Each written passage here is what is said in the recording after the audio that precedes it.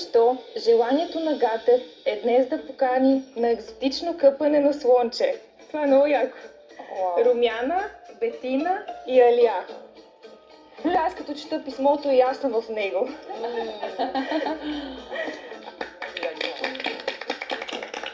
Браво! Супер, ще къпнем слънчета с Гатев.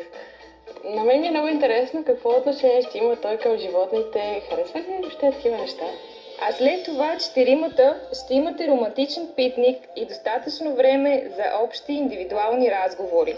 В същото време Марин кани Любомира, Михаела, Пламена и Нурджан на забавен ден с разнообразие от активности като басейн, баскетболно игрище, стена за катерене, вау!